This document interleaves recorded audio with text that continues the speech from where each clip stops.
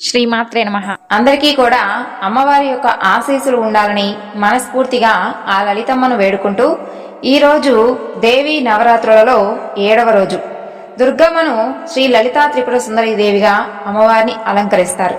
మరి ఇంతటి పవిత్రమైనటువంటి ఈ రోజున ఈ కథ వినడం వలన అమ్మవారి యొక్క సంపూర్ణ అనుగ్రహంతో పాటు సకల అభీష్టాలు నెరవేరుతాయి. కాబట్టి లలితోపాఖ్యానం అమ్మవారు ఏ విధంగా ఆవిర్భవించింది? హయగ్రీవ స్వామివారు కలియుగంలో భక్తులకు సర్వ సుఖాలు మోక్షము ఇవ్వడానికి బండాసురుని యొక్క వధించడానికి పరాశక్తి లలితాదేవి రూపంలో అవతరిస్తుంది అని తెలిపావు కదా. బండాసురుడు ఏ విధంగా జన్మించాడు? లలితాదేవి ఏ విధంగా ఆవిర్భవించింది? ఆమె బండాసురుణ్ణి ఏ విధంగా సంహరించిందో సవివరంగా తెలపవలసింది అని అగస్త్య మహర్షి హయగ్రీవ స్వామి వారిని ప్రశ్నిస్తాడు. హయగ్రీవ స్వామి లలితాదేవి యొక్క ఆవిర్భావం గురించి ఈ విధంగా వివరిస్తాడు.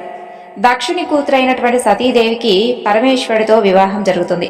కానీ కాలక్రమేపీ పరమేశ్వరుని పట్ల విముఖత పెంచుకున్నటువంటి దక్షుడు పరమేశ్వరుని యొక్క ప్రమేయం లేకుండా యాగం చేయడానికి సంకల్పిస్తాడు. కూతురైనటువంటి సతీదేవిని కూడా ఆహ్వానించడు.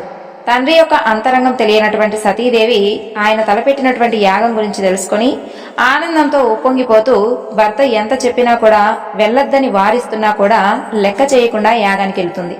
కూతురి మమకారం పట్టించుకున్నటువంటి దక్షుడు అతనిలో ఏర్పరచుకున్నటువంటి ద్వేషభావంతో పదే పదే పరమేశ్వరుని గురించి దుర్భాషలాడుతూ సతీదేవిని అవమానిస్తాడు. ఆ అవమానాలను తట్టుకోలేనటువంటి సతీదేవి తన యొక్క యోగశక్తితో అగ్నిని ఆవాహించి ప్రాణత్యాగం చేస్తుంది. జరిగినటువంటి ఘోర సంఘటన గురించి విన్నటువంటి పరమేశ్వరుడు మహోగ్రుడై జటాజూటం నుండి ఒక వెంట్రుకను పీకి అందు నుండి వీరభద్రుని సృష్టించి దక్షుని మీదకు పంపిస్తాడు. వీరభద్రుడు దక్షుని యొక్క యాగస్థలిని సర్వనాశనం చేసి విష్ణు చక్రాన్ని కూడా మింగేసి దక్షుని తల తెగ నరుకుతాడు. అది చూసినటువంటి దక్షుని పత్నులు వీరభద్రుడి కాళ్ళ మీద పడి శరణు వేడుకోగా ఒక మేక తలను తెచ్చి దక్షుని మొండానికి అతికించి అతనిని పునరుజ్జీవుని చేస్తారు. అలా ప్రాణం పోసుకున్న తరువాత దక్షుడు పశ్చాత్తాపంతో పరమేశ్వరుణ్ణి క్షమాపణ వేడుకుంటాడు. ఆ విధంగా ప్రాణత్యాగం చేసినటువంటి సతీదేవి పరాశక్తిని సంతానంగా పొందాలని ఘోరమైనటువంటి తపస్సు ఆచరిస్తున్నటువంటి హిమవంతుడు మేనకలకు బిడ్డగా జన్మిస్తుంది. పర్వతరాజు కూతురైనటువంటి ఆమెకు పార్వతి అని నామకరణం చేసి అల్లారు ముద్దుగా పెంచుకుంటాడు హిమవంతుడు. నారదుడు హిమవంతుడి వద్దకు వస్తాడు. హిమవంత, సాక్షాత్తు ఆదిపరాశక్తిని సంతానంగా పొందినటువంటి నీవు నిజంగా ధన్యుడివి.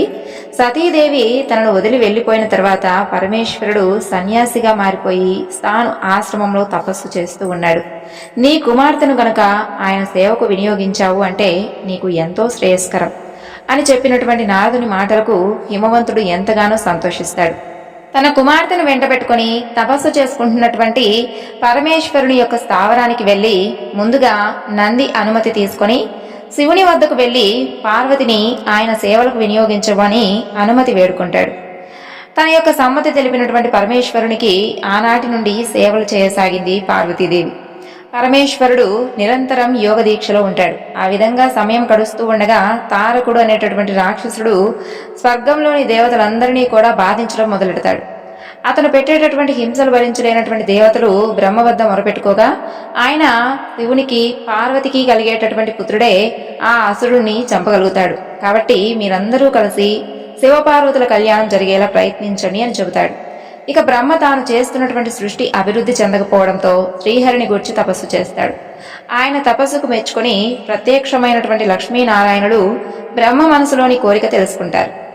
లక్ష్మీ శ్రీహరుల చూపుల నుండి మన్మధుడు జన్మిస్తాడు. అతనికి పుష్పబాణాలు, చెరుకు విల్లు ఆయుధాలుగా ప్రసాదిస్తారు. ఇంద్రుడు మన్మధుడిని ఒకసారి పిలిపిస్తాడు. మాటలతో మన్మధుడి యొక్క గొప్పదనాన్ని ఎంతగానో ప్రశంసలతో ముంచెత్తి, మన్మదా, శ్రీహరి ప్రసాదం వలన నీవు ఆయుధాలు పొందావు. మేమందరం కూడా తారకుని వలన ఎన్నో బాధలు పడుతూ ఉన్నాం. అతనికి పరమేశ్వరుడి యొక్క కుమారుడి చేతిలో తప్ప మరణం లేదట. తపస్సులో మునిగి ఉన్నటువంటి పరమేశ్వరుణ్ణి పార్వతి ఏమో సేవించుకుంటూ ఉంది. నీవే ఎలాగైనా సరే వారిద్దరి మధ్య కాస్త అనురాగం కలిపి వివాహానికి దారి తీసేలాగా చూసేటటువంటి శక్తి కలవాడివి నీవే అని మన్మధుణ్ణి ప్రేరేపిస్తాడు ఇంద్రుడు. శివునిలోని యొక్క వైరాగ్యం అంతరించి వివాహానికి సన్నద్ధుణ్ణి చేయమని ఆదేశిస్తాడు. ఇంద్రుడి పొగడ్తలకు ఉబ్బితబ్బిపోయినటువంటి మన్మధుడు భార్య రతీదేవి ఎంత వారిస్తున్నా కూడా వినకుండా పరమేశ్వరుడు తపస్సు చేసుకుంటున్నటువంటి స్థాను ఆశ్రమానికి చేరుకుంటాడు. అక్కడ ఒక అందమైనటువంటి వసంత ఋతువు వంటి వాతావరణాన్ని సృష్టిస్తాడు. అందమైనటువంటి ఆ వాతావరణం చూసినటువంటి శివుని ప్రమదగణాలు మనసు చెదిరిపోతుంది. అది చూసినటువంటి నంది ప్రమదగణాలను మందలించి తిరిగి వారి మార్గానికి వారిని పంపించేస్తాడు. ఆ సమయానికి మన్మధుడు యోగముద్రలో ఉన్నటువంటి పరమేశ్వరుడి ముందరకు వస్తాడు. అదే సమయానికి పార్వతీదేవి పరమేశ్వరుడికి సేవలు అందించడానికి అక్కడికి వస్తుంది.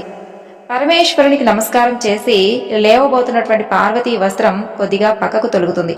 అదే సమయంలో మన్మధుడు శివుని మీదకు బాణం సంధిస్తాడు. దానితో శివుని మనస్సు చెదురుతుంది. కానీ వెంటనే ఆ మార్పుకు కారణం ఏమిటని చుట్టూ కూడా పరికించి చూస్తాడు. పొదల మాటను దాగి ఉన్నటువంటి మన్మధుడు కనిపించగానే పరమేశ్వరుడు మూడవ కన్ను తెరుచుకొని ఆ యొక్క అగ్నిజ్వాలలకు మన్మధుడు భస్మమైపోతాడు. అది చూసినటువంటి పార్వతి భయంతో కళ్ళు మూసుకుని కొద్దిసేపటి తర్వాత తెరిచి చూసేటప్పటికీ పరమేశ్వరుడు అక్కడి నుండి మాయమైపోతాడు. హిమవంతుడు వచ్చి కూతురుని ఓదార్చి తనతో పాటు తీసుకుని వెళ్తాడు. పరమేశ్వరుని యొక్క ఆగ్రహానికి గురై బూడిదగా మారినటువంటి భర్తను చూసినటువంటి రతీదేవి కన్నీరు మున్నీరైపోతుంది. వసంత ఋతువుకు అధిపతైనటువంటి వసంతుడు వచ్చి రతీదేవిని సముదాయించి మన్మధుడికి బ్రహ్మ ఇచ్చినటువంటి శాపాన్ని గుర్తు చేస్తాడు. సుందోపసుందులను అంతం చేయడానికి బ్రహ్మ తిలోత్తమును సృష్టిస్తాడు. కానీ మన్మధుడు ఒకసారి చిలిపిగా తన యొక్క బాణం బ్రహ్మ వైపు సంధించేటప్పటికీ ఆయన కూడా తిలోత్తమ తన కూతురు అనేటటువంటి విషయాన్ని మైమరిచిపోయి వ్యామోహంతో ఆమె వెంటపడతాడు. అది చూసినటువంటి తిలోత్తమ భయంతో లేడి రూపంలో పారిపోతుంది. ఇక బ్రహ్మ కూడా మగలేడిగా మారిపోయి ఆమె వెనకపోతాడు. ఆ దృశ్యం చూసినటువంటి దేవతలందరూ కూడా భయభ్రాంతులైపోతారు. రాబోతున్నటువంటి ప్రమాదం పసిగట్టినటువంటి పరమేశ్వరుడు ఒక వేటగాడిగా మారి బాణం సంధించి బ్రహ్మ ముందుకు వస్తాడు. శివుని యొక్క భయంకర రూపం చూసినటువంటి బ్రహ్మ వాస్తవానికి వచ్చి తను చేయబోయినటువంటి ఘోరం తెలుసుకుంటాడు. ఆ సంఘటన తర్వాత మన్మధుడు చేసినటువంటి చిలిపితనం తెలుసుకున్నటువంటి బ్రహ్మ అతనిని పిలిపించి నీకిచ్చినటువంటి అధికారం నీవు దుర్వినియోగం చేసుకున్నటువంటి కారణంగా పరమేశ్వరుని యొక్క రాకతో నివారింపబడింది. ఏదో ఒకనాడు నువ్వు పరమేశ్వరుని యొక్క ఆగ్రహ జ్వాలలకు భస్మమైపోతావు అని శపిస్తాడు. ఆ శాపం విన్నటువంటి రతి మన్మధులు భయంతో శాప విమోచనం కోసం బ్రహ్మను ప్రార్థిస్తారు. ఆదిపరాశక్తి లలితాదేవి అవతారం ఎత్తుతుంది. ఆ అవతారంలో పరమేశ్వరుణ్ణి వివాహమాడుతుంది. ఆ వివాహం అనంతరం మన్మధుడు తిరిగి తన యొక్క రూపాన్ని పొందగలుగుతాడు అని శాప విమోచనం తెలుపుతాడు బ్రహ్మ.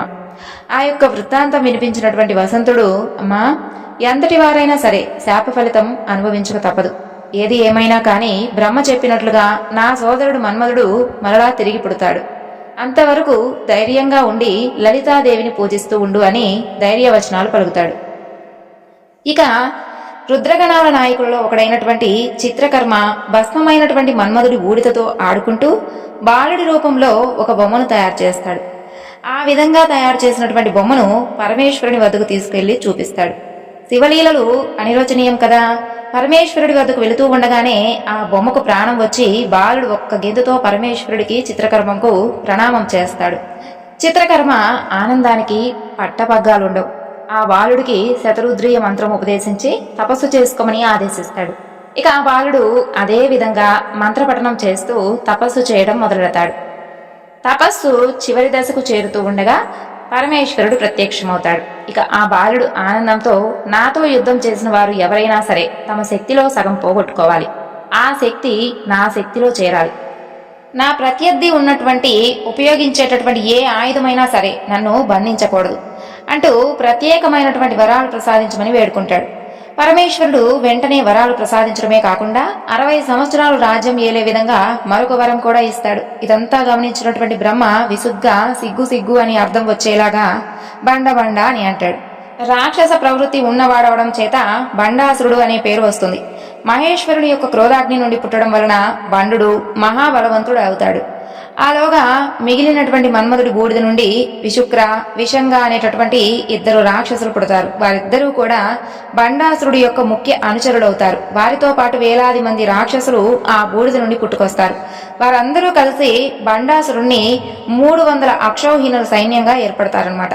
ఆ విధంగా అన్ని వేల మంది రాక్షసులు జన్మించారని తెలుసుకున్నటువంటి అసుర గురువు శుక్రాచార్యుడు వారికి గురుత్వ బాధ్యత తీసుకొని నిత్య అనుష్ఠానాలు నిర్వర్తించమని వారిని ఆదేశిస్తాడు. దేవశిల్పి మయుడిని రప్పించి మహేంద్ర పర్వతాల మీద శోణితపురము అంటే శూన్యక పట్టణం అనేటటువంటి నగరాన్ని నిర్మింపజేస్తాడు.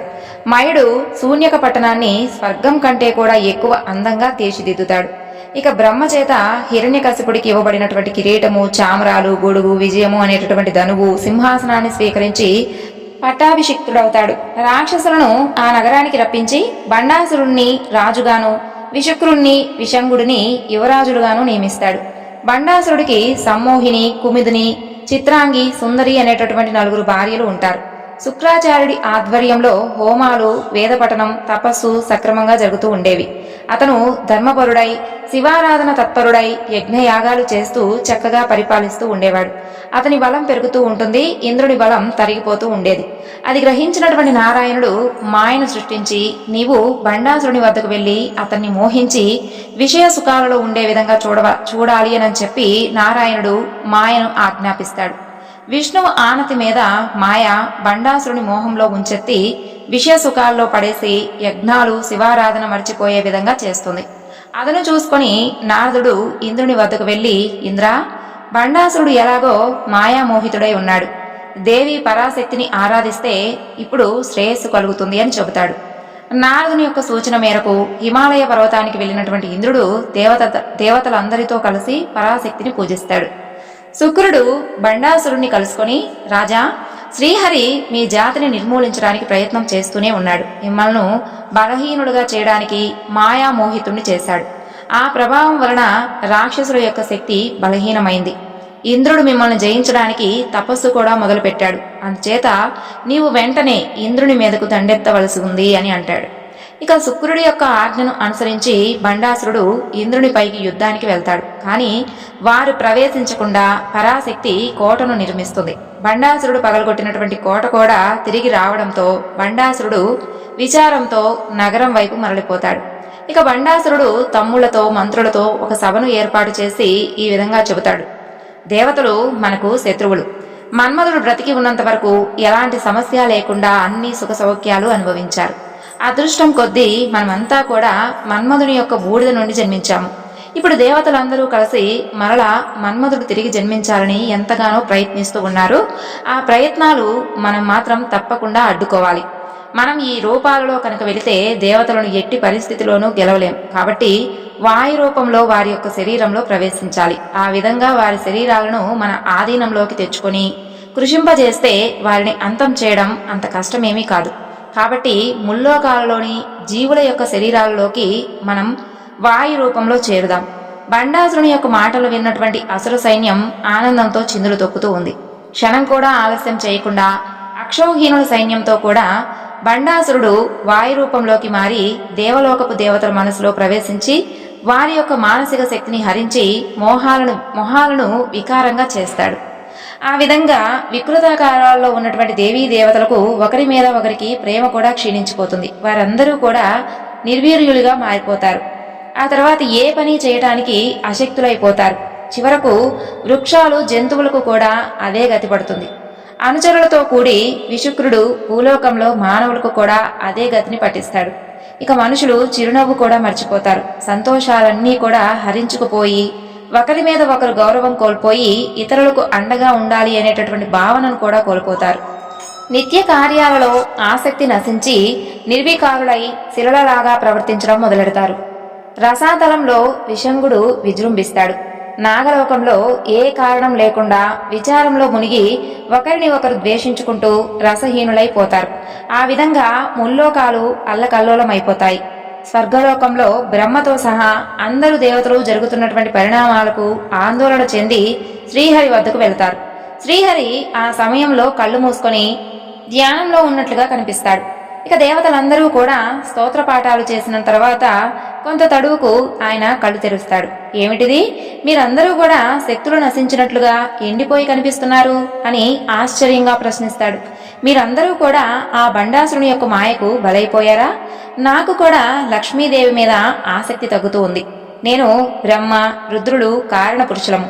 మేము కూడా బండాసురుని యొక్క దుష్కృత్యాల నుండి తప్పించుకోలేకపోతూ ఉన్నాము. మనలందరినీ కూడా కాపాడగలిగినటువంటి శక్తి కలవారు ఒక్కరే, ఆయన మహాశంభు. పరాశక్తి ఆయనను వెన్నంటే ఉంటుంది. ఆయనకు రూపం లేదు, దేని మీద ఆధారపడడు, అన్నిటికీ అతీతుడు. కాబట్టి ఆయన్ను ఈ యొక్క బండాసురుని మాయ ఏమీ చేయలేదు. అందరం కలిసి ఆయన్ను శరణు వేడుదాం అని శ్రీహరి దేవతలను వెంట పెట్టుకుని బయలుదేరుతాడు. వారందరూ కలిసి బ్రహ్మాండం అవతలి అంచుకు చేరుకుంటారు. అక్కడ ఒక పెద్ద గోడ అడ్డుగా కనిపిస్తుంది. దేవతలు దేవలోకంలో ఉన్నటువంటి ఏనుగులన్నింటినీ కూడా రప్పించి ఆ గోడను బద్దలు కొట్టడానికి ప్రయత్నం చేస్తూ ఉంటారు. ఆ గోడలో ఒక చిన్న చీలిక ఏర్పడుతుంది. అందులో నుండి లోపలికి వెళ్లిన వారికి నిరాలంబం, నిరజ్ఞానం, పంచభూతరహితమైనటువంటి చిన్మయ ఆకాశం కనిపిస్తుంది. ఆ ఆకాశంలో నిలబడి దేవతలందరూ కూడా చిదాకాశ రూపంలో ఉన్నటువంటి మహాశంభుణ్ణి స్తోత్రం చేస్తారు. మబ్బు వంటి నల్లని రూపంతో ఒక చేతిలో శూలము, ఒక చేతిలో కపాలము, త్రినేత్రుడైనటువంటి మహాశంభు వారికి దర్శనమిస్తాడు. చేతులలో అక్షమాల పుస్తకంతో చంద్రుడి వలె వెలిగిపోతూ పరాశక్తి ఆయన పక్కనే ఉంటుంది. మీరందరూ వచ్చినటువంటి కారణం నాకు తెలుసు. మహాప్రళయం నుండి మిమ్మల్ని ఒడ్డెక్కించడం నా బాధ్యత.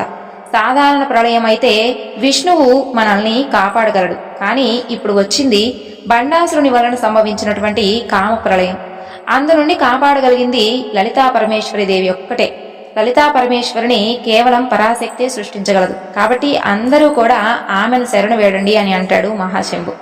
ఆ మాటలు విన్నటువంటి దేవతలకు ఇక ఏం చేయాలో కూడా అర్థం కాదు.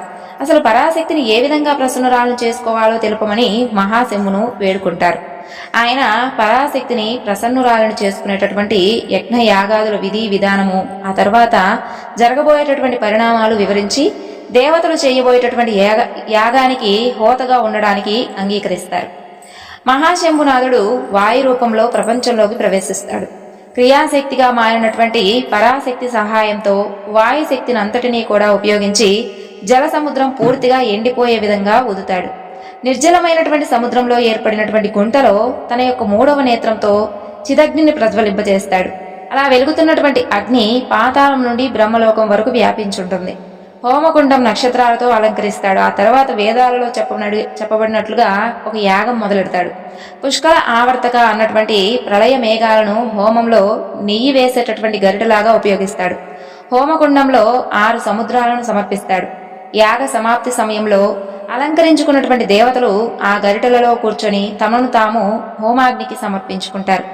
అంతటితో ఆ యాగం ముగిసిపోతుంది. తాను వచ్చినటువంటి కార్యం నిర్విఘ్నంగా పూర్తి చేసినటువంటి శంభునాథుడు వాయు రూపాన్ని వదిలేసి స్వరూపంలోకి మారిపోతాడు. ఆ విధంగా పూర్తయినటువంటి చిదగ్ని హోమకుండం నుండి వివిధ ఆయుధాలతో 9 అంతస్తులతో ఉన్నటువంటి శ్రీచక్ర రాజరథం అన్నటువంటి ప్రత్యేకమైనటువంటి వాహనం మీద కూర్చొని ఉన్నటువంటి లలితాదేవి ఆవిర్భవిస్తుంది. ఆ విధంగా చిదగ్ని నుండి ఉద్భవించినటువంటి లలితాదేవి తన యొక్క శరీరం నుండి కామేశ్వరుణ్ణి సృష్టిస్తుంది. ఇక్షుధనస్సు, పంచబాణాలు, పాశం, అంకుశం అన్నటువంటి 4 ఆయుధాలను చేతులలో ధరించి చతుర్బాహు సమన్విత అవుతుంది అమ్మవారు. ఉదయిస్తున్నటువంటి సూర్యుడిలాగా ఎర్రని కాంతితో నిత్య షోడశిక రూప, నిరంతరం 16 ఏళ్ల వయసులో ఉన్నటువంటి అందం, రూపలావణ్యంతో ఉంటుంది. ఆమె శరీరంలోని అంగాంగాల నుండి వివిధ దేవతామూర్తులు ఉద్భవిస్తారు.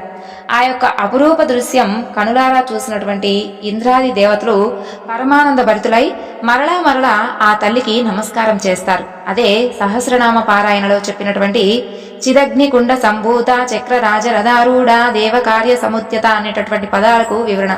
శ్రీచక్ర రాజరథం అంటే 4 యోజనాలు, 1 యోజనం 9 మైళ్ళు వెడల్పు, 10 యోజనాల ఎత్తు, 9 పర్వాలు, 4 చక్రాలుగా 4 వేదాలు, చతుర్విధ పురుషార్థాలు, 4 అశ్వాలుగా బ్రహ్మానందభరితమైనటువంటి పతాకం, అన్నిటికన్నా కూడా ఉచ్చస్థానంలో బిందుపీఠం, మేరు ప్రస్తార రూపం కలిగినటువంటి తేజస్సు అనేటటువంటి పదార్థంతో నిర్మించబడి ఉంటుంది.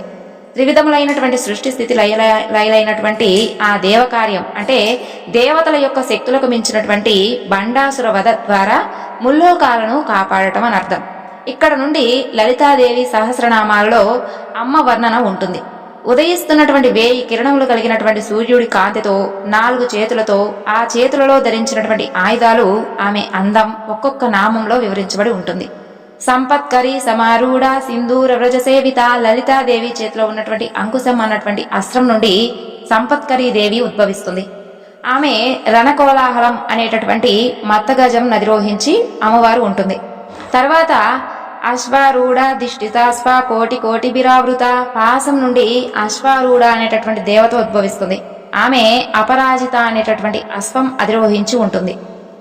తర్వాత చక్రరాజరథారూఢ సర్వాయుధ పరిష్కృత తల్లి తాను స్వయంగా అన్ని ఆయుధాలతో నిండి ఉన్నటువంటి చక్రరాజం అనేటటువంటి రథం ఎక్కి ఉంటుంది.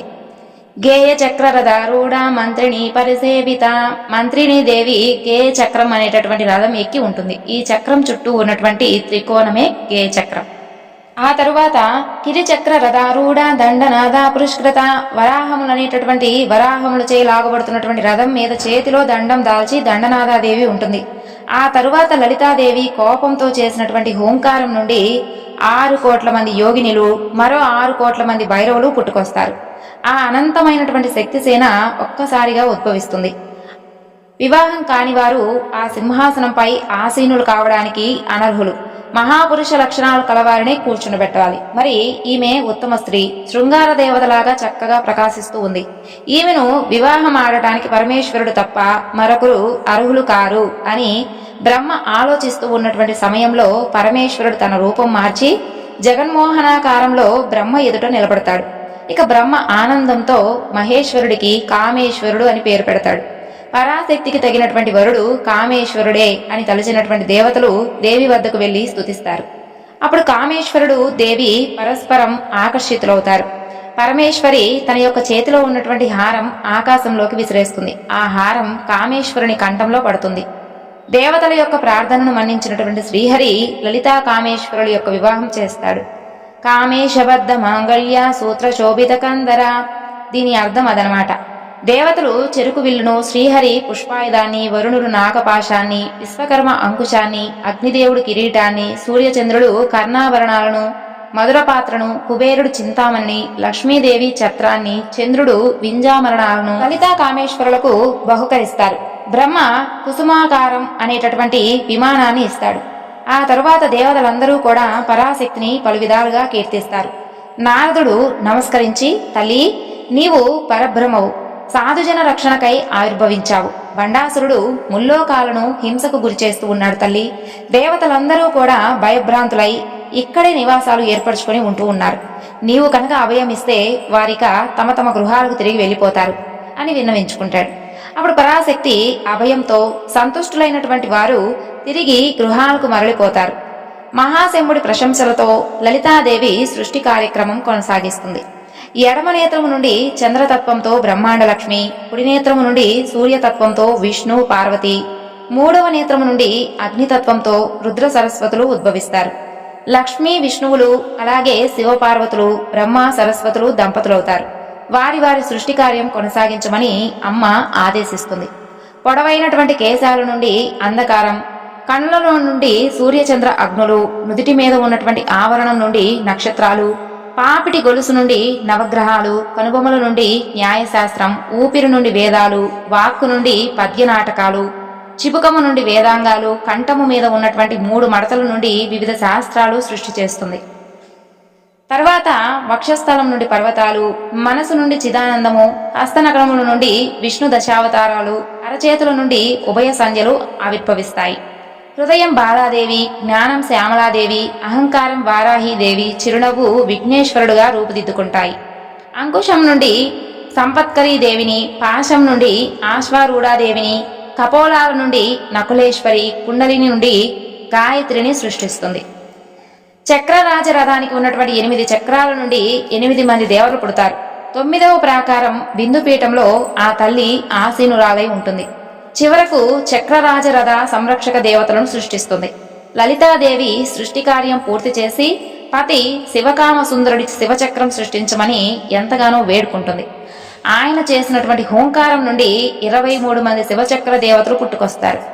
ఆ విధంగా శక్తిసేన సృష్టి కార్యక్రమం పూర్తి చేసినటువంటి ఆ తల్లి 16 మంది మంత్రులలో ముఖ్యురాలైనటువంటి శ్యామలాదేవిని ప్రధానమంత్రిగా నియమిస్తుంది. ఆ కారణం చేతనే శ్యామలాదేవిని మంత్రిణీ దేవి అని కూడా అంటారు.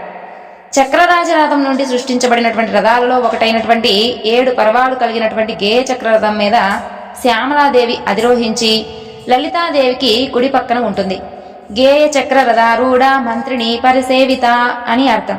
అదేవిధంగా వరాహముల చేత లాగబడుతున్నటువంటి గిరిచక్ర రథం మీద అధిరోహించినటువంటి వార్తాళీదేవిని 12 మంది దండనాథులకు సేనాధిపతిగా నియమిస్తుంది. ఆమెను వారాహీదేవి, దండనాథాదేవి అని కూడా అంటారు.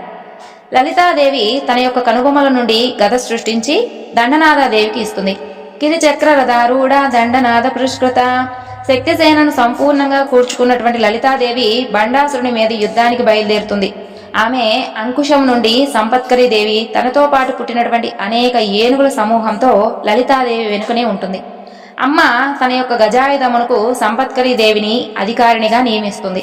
పాశం నుండి వచ్చినటువంటి అశ్వారూఢాదేవి అపరాజిత అశ్వం ఎక్కి గుర్రాల సమూహంతో కూడి లలితాదేవి ముందర ఉంటుంది.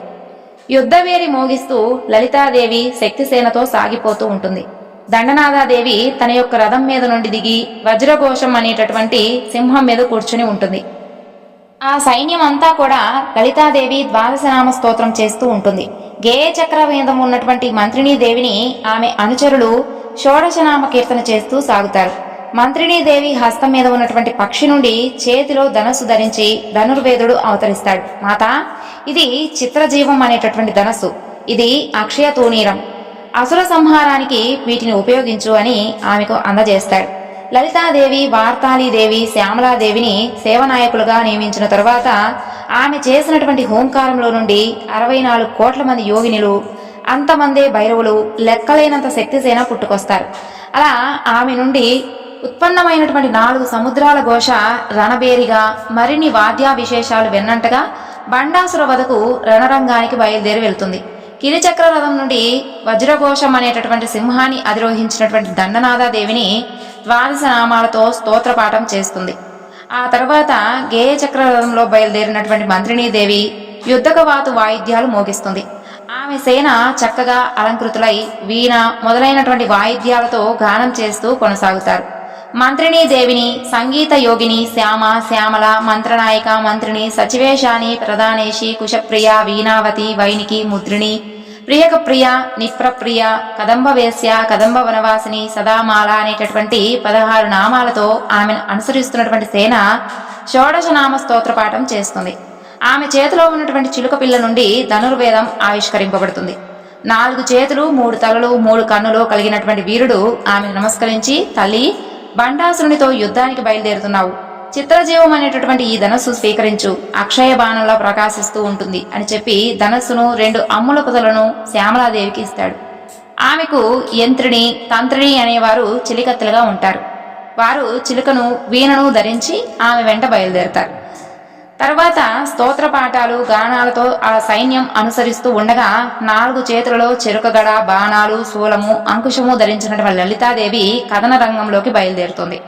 రథం మీద తెల్లటి గొడుగులతో విజయ మొదలైనటువంటి పరిచారకులు చామరాలు వీస్తూ ఉండగా దేవతా స్త్రీల యొక్క సంగీత వాయిద్యాలతో, బ్రహ్మాది దేవతల యొక్క స్తోత్రాలతో కామేశ్వరి మొదలైనటువంటి శక్తులు పాదాలు సేవిస్తూ కదులుతూ వస్తారు. ఇక్కడ తల్లిని పంచవిశంతి అంటే 25 నామాలతో అమ్మను కీర్తిస్తారు.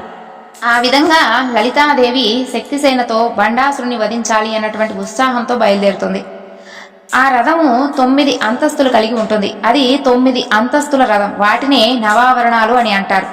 వాటిలో 4 శివ ఆవరణాలు, 5 శక్తి ఆవరణాలు. వాటిని చక్రాలు అని కూడా అంటారు. తర్వాత ఈ శ్రీచక్ర ప్రథమ ఆవరణ అయినటువంటి భూపురత్రయ త్రిలోక మోహన చక్రంలో అధిదేవతగా త్రిపురాదేవి, యోగిని దేవతగా ప్రకట యోగినితో సహా అనిమాది సిద్ధులు, బ్రాహ్మి మొదలుకొని అష్టమాతృకలు, సర్వ సంక్షోభిని మొదలైనటువంటి దశముద్రా శక్తులు ఉంటాయి. ఇక లలితాదేవి దండయాత్రకు బయలుదేరింది అన్నటువంటి వార్త విన్నటువంటి బండాసురుని శూన్యక నగరవాసులందరూ కూడా భయభ్రాంతులవుతారు. భవనాలు అకారణంగా వేటలు వాడుతూ ఉంటాయి. లలితాదేవి దండయాత్రకు బయలుదేరింది అన్నటువంటి వార్త విన్న శూన్యక పట్టణ వాసులు భయభ్రాంతులవగా అకారణంగా భవనాలు బీటలు బారుతూ ఉండగా ఉల్కలు పడడం ప్రారంభమవగా భూకంపం, భూమి మండిపడడంతో ప్రజలందరూ కూడా ఎంతగానో వణికిపోసాగారు.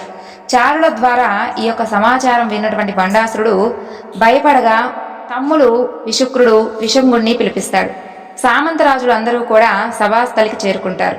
లలితాదేవి యుద్ధ సంరంభంలో ఉన్నటువంటి సమయంలో బండాసురుడి నగరమైనటువంటి శూన్యకపట్టణంలో అనేక అపశకనాలు కూడా గోచరిస్తూ ఉంటాయి. ఇక వెంటనే అతను విశుక్ర విశుంగులతో సమావేశం ఏర్పాటు చేస్తాడు. విశుక్రుడు పరిస్థితిని కూడా విశ్లేషిస్తూ దేవతలందరూ కూడా అగ్నిగుండంలో పడి మరణించారు. ఆ అగ్నిగుండం నుండి మాత ఉద్భవించి అందరినీ కూడా పునరుజ్జీవనను కావించింది. మహిళా సేనతో మన మీదకు యుద్ధానికి బయలుదేరుతుంది. వారంతా లేత చిగురుల వంటి ఆకులతో రాళ్లను పగలగొట్టడానికి ప్రయత్నిస్తూ ఉన్నారు. అయినప్పటికీ మనం అప్రమత్తులమై మన యొక్క సైన్యాన్ని వారిని ఎదుర్కోవడానికి పంపించాలి అని అంటాడు. ఆ మాటలు విన్నటువంటి విషంగుడు కొన్ని సూచనలు ఇస్తాడు. ఏ పనైనా కానీ బాగా ఆలోచించి చెయ్యాలి.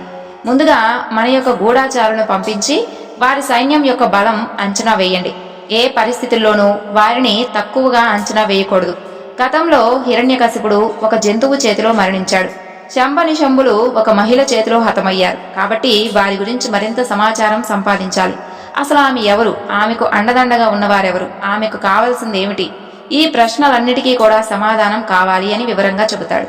అదంతా విన్నటువంటి బండాసురుడు ఆ మాటలను కొట్టిపారేస్తూ దేవుళ్ళందరూ కూడా ఆమె వెనుక ఉన్నా భయపడవలసినటువంటి అవసరం ఏమీ లేదు. మన సైన్యంలో ఉన్నటువంటి సేనాధిపతులు స్వర్గాన్నైనా కానీ కాల్చివేయగలరు. వారందరూ కూడా హిరణ్యకశిపుడితో సమానమైన వారు. అటువంటిది ఒక అవలను జయించడం ఎంతసేపు, పనికి మాలినటువంటి ఆలోచనలతో బుర్రలు పాడు చేసుకోవద్దు అని అంటూ విషంగుణ్ణి మందలించి సింహాసనం నుండి లేచి, కుటిలాక్ష, సైన్యాన్ని సిద్ధం చెయ్యి, శూన్యక పట్టణానికి రక్షణగా ఉండు, ఆమెను జుట్టు పట్టుకుని తీసుకుని రావాలి అని సేనాధిపతి కుటిలాక్షుణ్ణి కోట సంరక్షణకు నియమిస్తాడు. మంత్రులను పురోహితులను పిలిపించి అవిచార హోమం అనేటటువంటి క్షుద్ర పూజ నిర్వహించమని ఆజ్ఞాపిస్తాడు. బండాసురుడి చేత లలితాదేవి కేశాలు పట్టుకుని లాక్కురమ్మని చెప్పి ఆదేశించబడినటువంటి కుటిలాక్షుడు దుర్మదుడు అనేటటువంటి రాక్షసుడిని నాయకుడిగా నియమించి మొదటి సేనను యుద్ధరంగానికి పంపిస్తాడు. శూన్యకపట్టణ రక్షణ కోసం 4 దిక్కులలో 4 10 మంది అక్షోహీనుల సైన్యంతో నియమిస్తాడు. తూర్పు కోటను తాళజంగుడు, దక్షిణ కోటను తాళభుజుడు, ఉత్తర కోటను తాళకేతు, పడమటి కోటను తాళగ్రీవుడు తమ తమ సైన్యాలతో రక్షణగా ఉంటారు. శక్తిసేనను ఎదుర్కోవడానికి వచ్చినటువంటి దుర్మదుడి సైన్యాన్ని లలితాదేవి శూలము నుండి ఆవిర్భవించినటువంటి సంపత్కరీదేవి తన యొక్క ఏనుగుల సమూహంతో ఎదిరిస్తుంది.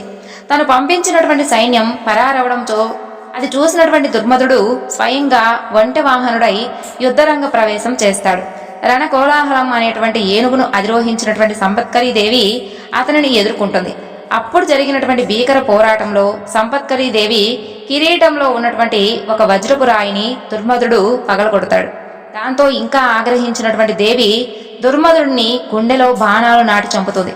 దుర్మదుడి మరణంతో భయపడినటువంటి అతని సైన్యం వెనుతిరిగి పారిపోతుంది. ఆ విషయం తెలుసుకున్నటువంటి బండాసురుడు ఇంకా కోపోద్రిక్తుడై స్వయంగా ఖడ్గం తీసుకొని రణరంగానికి బయలుదేరుతాడు. అది చూసినటువంటి అతని వద్దకు వచ్చినటువంటి కుటిలాక్షుడితో దేవతలు కాని యక్షులు కాని దుర్మదుణ్ణి జయించలేకపోయారు. అటువంటి వీరుడు ఒక అబల చేతిలో మరణించాడు. ఆమెను వధించడానికి కురండకుని వెంటనే పంపించవలసింది అని ఆజ్ఞాపిస్తాడు. కురండకుని పిలిపించినటువంటి కుటిలాక్షుడు, నీవు మాయా యుద్ధంలో ఆరితేరిన వాడువు, వెంటనే సైన్యాన్ని తీసుకుని వెళ్ళి నీవు ఆ శత్రువుని వధించిరా అని ఆజ్ఞాపించగానే కురండకుడు 20 అక్షోహీనుల సైన్యాన్ని తీసుకుని యుద్ధరంగానికి బయలుదేరుతాడు. సంపత్కరీదేవి సైన్యంలోని చండి, చెలి ఇతనితో నేను యుద్ధం చేస్తాను, నీవు చంపలేవని కాదు సుమా, కానీ ఈ దుష్టుడు నా చేతుల్లో మరణించాలి అని వేడుకొనడంతో సంపత్కరీదేవి తన సైన్యాన్ని పక్కకు తప్పిస్తుంది. చండి కురండకునిపై బాణాల జడివాలను కురిపిస్తుంది. ఆమె గుర్రపు సకలింపుకు కురండుని యొక్క సైన్యం మూర్ఛపోతుంది. చండీ చేతిలోని పాశాయుధం నుండి కోట్లాది సర్పాలు వెలువడి ఆ సైన్యాన్ని బంధించి వేస్తాయి. కురండకుడి యొక్క బాణ ప్రయోగంతో చండీ యొక్క వింటినాలి తెగిపోవడంతో ఆమె ఇంకా కోపంతో ఆ అంకుశాన్ని విసిరివేస్తుంది. ఆ దెబ్బకు కురండుడు మరణిస్తాడు. ఆ అంకుశం తర్వాత రాక్షస సైన్యాన్ని కూడా సంహరిస్తుంది. ఆ విషయం విన్నటువంటి బండాసురుడు ఉగ్రుడై 100 అక్షోహీనుల సైన్యాన్ని 5 సేనాధిపతులతో పంపిస్తాడు. కరంకుడు పరివారంతో యుద్ధభూమిలోకి ప్రవేశించగానే సర్పిణి అనేటటువంటి మాయను ప్రయోగిస్తాడు. ఆ మాయ నుండి రణశంబరి అనేటటువంటి సర్ప సైన్యాన్ని సృష్టించి శక్తిసేన మీదకు పంపిస్తాడు. దానవులు ఇంతకు ముందు ఇటువంటి మాయా యుద్ధంతో ఎందరో దేవతలను హతమార్చారు. కోట్లాను కోట్ల సర్పాలు శక్తిసేనను హింసించడం మొదలు పెడతాయి. ఆ సర్పాలు మరణించి కూడా మరలా పుడుతూ ఉంటాయి. ఇక కరేంద్రి నూరు గాడిదలను పూడ్చినటువంటి రథం మీద చక్రంతో, వజ్రదంతుడు ఒంటినెక్కి బల్లంతో, అదే పేరు కలిగినటువంటి మరొక సేనాధిపతి 2 గద్దెల రథం ఎక్కి బాణాలతో శక్తి సైన్యాన్ని సంహరించడం మొదలెట్టారు. లలితాదేవి వద్ద సైన్యం తక్కువగా ఉండడం వలన, వెనుక భాగం వద్ద రక్షణ లేకపోవడం వలన ఆ విధంగా దాడి చేయడం లాభదాయకంగా ఉంటుందన్నటువంటి నమ్మకంతో విషంగుడు 15 అక్షోహిణుల సైన్యంతో శక్తిసేన మీద దాడికి ఉపక్రమిస్తాడు. మొదటి రోజు యుద్ధానంతరం సాయం సమయంలో విషంగుడు కొద్దిపాటి సైన్యంతో నిశ్శబ్దంగా శక్తిసేన వెనుక భాగానికి చేరుకుంటాడు. ఆ పాటికి శక్తిసేన పడమటి దిక్కు వైపు సాగిపోతూ ఉంటుంది. విషంగసేన ఉత్తర దిక్కుగా కదిలి తూర్పు వైపు తిరుగుతాడు. దగ్గరలోనే శ్రీచక్ర రాజరథం కనిపిస్తుంది. లలితాదేవి చుట్టుపక్కల చాలా తక్కువ సైన్యం ఉన్నట్లుగా తెలుస్తుంది. లలితాదేవి తన యొక్క పరిసరాలలో ఉన్నటువంటి సైన్యాన్ని గమనిస్తూ ఉన్నటువంటి అవకాశం చూసుకొని విషంగుడు హఠాత్తుగా రథం వెనుక వైపు ఒక విపాటవం అన్నటువంటి ఆయుధంతో దాడి చేస్తాడు. అక్కడే ఉన్నటువంటి అనిమాదేవితో సహా ఇతర దేవతలు ఒక్క క్షణం అవాక్కయి మరుక్షణమే తేరుకొని తిరుగుదాడికి సిద్ధమవుతారు. సరిగ్గా అదే సమయంలో కుటిలాక్షుడు 10 అక్షోహీనుల సైన్యంతో ముందు నుండి దాడి చేయటానికి ఉపక్రమిస్తాడు. 2 పక్కల నుండి జరుగుతున్నటువంటి దాడిని చూసినటువంటి లలితాదేవికి ఆగ్రహం కలుగుతుంది. ఈలోగా విషంగుడు సంధించినటువంటి బాణం తగిలి లలితాదేవి చేతిలోని వింజామర విరిగి కింద పడిపోతుంది. అది చూసినటువంటి కామేశ్వరి మొదలైనటువంటి దేవతలు కోపించిన వారై మాతను సమీపించి వహ్నివాసిని, జ్వాలామాలిని అన్నటువంటి నిత్య దేవతలకు స్వయం ప్రకాశన శక్తి కలదని, వారే కనుక తమ యొక్క ప్రకాశం కనుక ప్రదర్శిస్తే అంధకారంలో ఉన్నటువంటి రాక్షసులు వెలుగులోకి వస్తారని విన్నవించుకుంటారు. లలితాదేవి అనుమతితో వహ్నివాసిని, జ్వాలామాలిని అగ్నిగుండాల వలె ప్రకాశించసాగారు. చీకటి మాటును దాక్కొని యుద్ధం చేస్తున్నటువంటి రాక్షసులందరూ ఆ ప్రకాశం ఫలితంగా వెలుగులోకి వస్తారు. అలా లలితాదేవి యొక్క షోడశ నిత్యాదేవతలు వారిని హతమార్చి వేస్తారు. మిగిలిన సేనాధిపతులందరూ కూడా మరణించడంతో విషంగుడు శరీరం అంతా కూడా గాయాలతో రణరంగం నుండి పారిపోతాడు. విషంగుడు రణరంగం నుండి వెనుతిరగడం చూసినటువంటి కుటిలాక్షుడు కూడా పారిపోతాడు. నిత్యదేవతల పరాక్రమం చూసినటువంటి ఆ లలితాదేవి ఆనందం అంతే లేకుండా పోతుంది. అనుకోకుండా రాత్రి సమయంలో జరిగినటువంటి దాడి చూసినటువంటి మంత్రినీదేవి, దండనాథాదేవి దుఃఖితులవుతారు. అంత పటిష్టమైనటువంటి రక్షణ ఏర్పాటు చేసిన అసురుల దాడి నుండి తట్టుకోలేక విఫలమైపోయాము అని బాధపడతారు.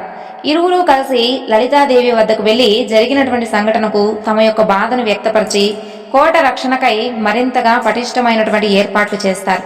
లలితాదేవి జ్వాలామాలిని దేవిని, ఓ వశ్యా, నీవు అగ్నిస్వరూపవు, జ్వాలామాలలే నీ యొక్క ఆకారం కాబట్టి సైన్యం చుట్టూతా 100 యోజనాల వెడల్పు 30 యోజనాల పొడవు ఉన్నటువంటి ఒక అగ్ని ప్రాకారం నిర్మాణం చెయ్యి అన్నటువంటి ఆజ్ఞతో జ్వాలామాలిని అగ్ని ప్రాకారం నిర్మిస్తుంది.